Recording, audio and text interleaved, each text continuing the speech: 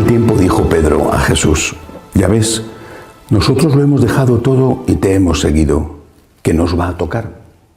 Jesús les dijo: en verdad os digo, cuando llegue la renovación y el Hijo del Hombre se siente en el trono de su gloria, también vosotros, los que me habéis seguido, os sentaréis en 12 tronos para juzgar a las 12 tribus de Israel. Todo el que por mí deja casa, hermanos o hermanas, padre o madre, hijos o tierras, recibirá 100 veces más y heredará la vida eterna. Palabra del Señor. Hoy la Iglesia celebra la fiesta de San Benito, uno de los patronos de Europa. La historia de San Benito, como la de muchos santos, demuestra la preocupación de Dios por el bien del hombre. Demuestra que el Espíritu Santo nunca ha dejado de trabajar y que ha mandado sus dones, sus carismas, a la Iglesia y a la sociedad, como el médico que está preocupado por el enfermo y le receta la medicina que necesita en cada momento. La acción de San Benito, sus maravillosos monasterios, algunos de los cuales se conservan tal y como fueron fundados, edificados por él. Por ejemplo, la abadía del Subiaco, cerca de Roma. Otros fueron destruidos en las guerras, como Monte Cassino. Pero sobre todo su regla, su sabiduría, ha hecho que con razón se le llame padre de Europa. Él nace en una época de profundas convulsiones. Todavía estaba reciente la herida que la llegada masiva de pueblos que los romanos llamaban despectivamente bárbaros, pero que tenían su propia cultura y su propia religión. La herida que había causado al Imperio Romano, herida mortal, herida que había supuesto la destrucción de todo, las carreteras, el comercio, por supuesto la seguridad.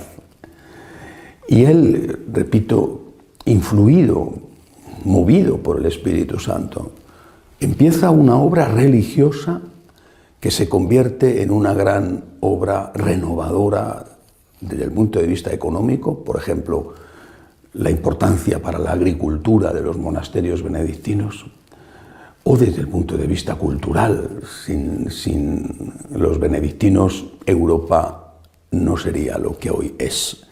En el origen de esa Europa de la cristiandad, de la Europa de las catedrales, están los benedictinos.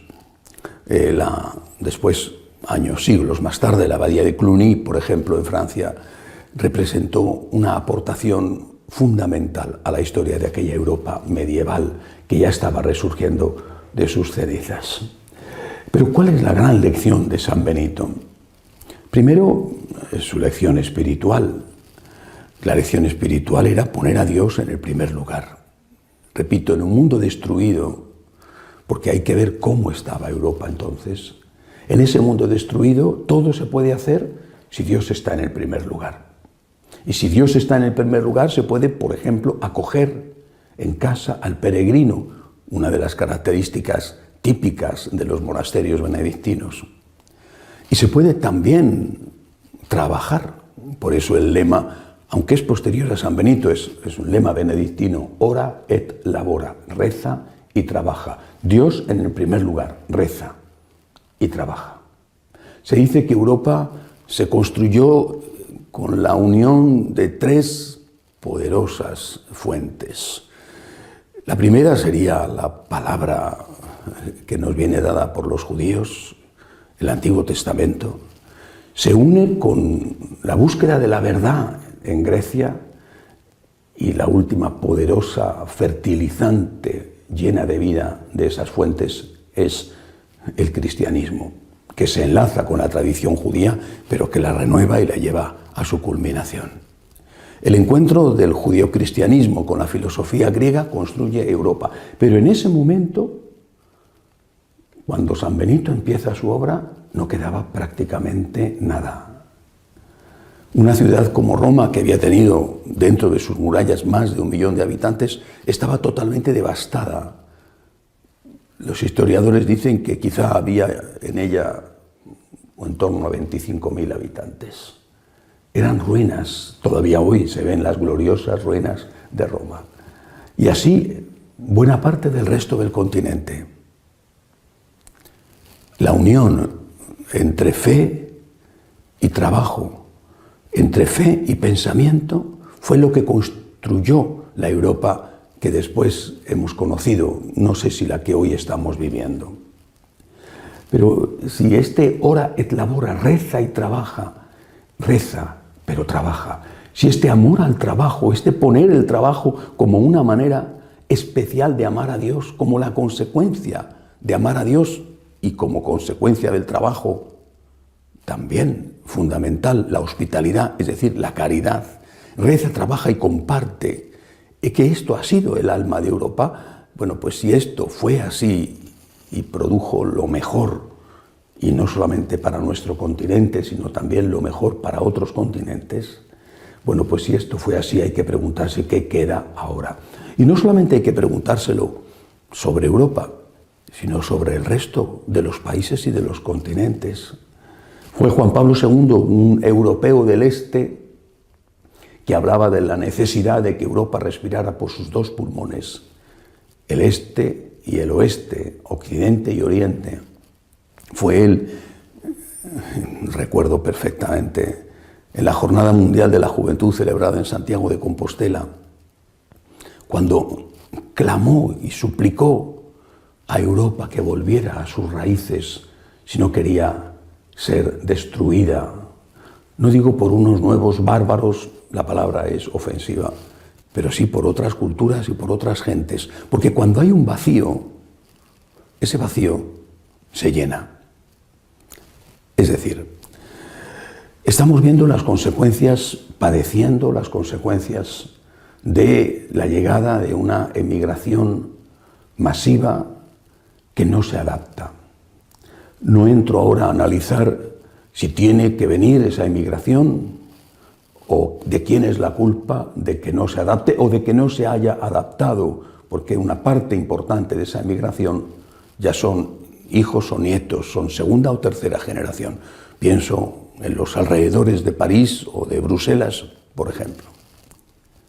Esa generación, esa llegada de emigrantes, en su mayoría musulmanes, que no se han adaptado, no todos ciertamente, pero sí muchos, generan violencia. Los barrios, repito, de alrededor de París, son barrios peligrosos. Y no solamente en esa ciudad, también en Alemania y en otros sitios donde tuvieron una inmigración masiva de musulmanes. Pero esta gente, ¿con qué se ha encontrado? Con la Europa del dinero, primero de las monedas locales, el franco, el marco, la peseta, y ahora la moneda colectiva, la moneda común, el euro, la Europa del dinero. No se ha encontrado con la Europa del alma. No se ha encontrado con unas iglesias llenas de gente fervorosa que cree, que ama, que trabaja y que comparte. No se ha encontrado con la Europa de San Benito, o de San Francisco de Asís, o de San Ignacio de Loyola. Se ha encontrado con una Europa que solo se preocupa por el bienestar. Y que sí, es generosa porque lo es. Quizá es generosa después de haber esquilmado tanto. Pero es una casa vacía, sin alma, incluso cada vez también vacía, sin niños. Es la Europa de las grandes matanzas con el aborto. Unas matanzas de personas inocentes que además generan unos problemas demográficos inmensos. Con esta Europa se están encontrando los emigrantes que de forma legal o ilegal llegan de manera masiva a este continente.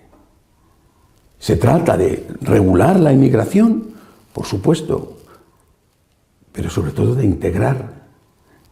¿Cómo se va a integrar cuando no hay nada donde ser integrado? Aparte, repito, de muchas casas vacías, porque ya no tienen quien las ocupe, y desde luego cada vez una economía más frágil, porque ya no tienen manos que trabajen.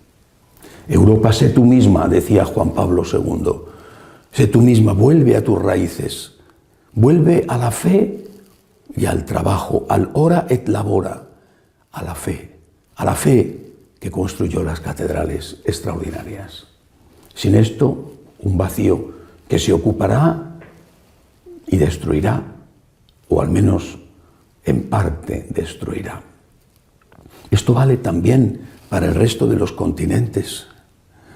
Me duele ver tantas críticas, tanto insulto, tanto desprecio hacia la labor de España en Latinoamérica.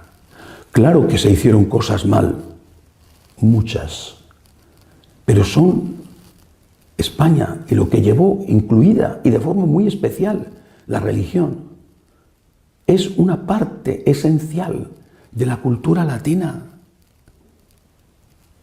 Pretender que eso no hubiera ocurrido y que se estaría en el año 2000 con una Arcadia feliz, si es que era una Arcadia feliz, la Arcadia del dominio inca o del dominio azteca sobre los pueblos que no eran mexicas, bueno, pues pretender que eso hubiera seguido existiendo así y que todavía hoy, en la época de los aviones y de los vuelos intercontinentales o incluso ya intergalácticos, allí en América se estuviera viviendo en la Edad de Piedra, pretender eso es de una ingenuidad suicida. España llegó, hizo muchas cosas mal, pero también hizo algunas cosas bien. Y son las raíces de ese continente. Y no valorar las propias raíces es suicida. Mira lo bueno, mira lo que te dejaron, también lo malo. Pero son tus raíces, es tu sangre. Son tus padres, tus abuelos, tus bisabuelos. Los míos nunca se movieron de España, son los tuyos. Si hicieron fechorías, fueron los tuyos, porque los míos nunca salieron de aquí. Por eso hay que volver a las raíces, valorarlas, discernir lo bueno de lo malo, pero ser fieles a eso bueno, que es lo que nos ha constituido como un pueblo. De lo contrario, estaremos siempre echando la culpa a los demás, como pasa en América o como pasa en África. Estaremos echando la culpa a los demás de lo que es, al menos en parte, culpa nuestra, y no podremos avanzar si no tenemos raíces. Si las odiamos o queremos destruirlas, no podremos tener nunca buenos frutos. Europa, sé tú misma, dijo San Juan Pablo II. Sé fiel a tus raíces. Esto vale para cualquier país, para cualquier continente. Seamos fieles a lo que nos enseñó San Benito. Dios en el primer lugar, reza. Y por amor a Dios, trabaja y comparte. Así se construyó la mejor Europa. Que así sea.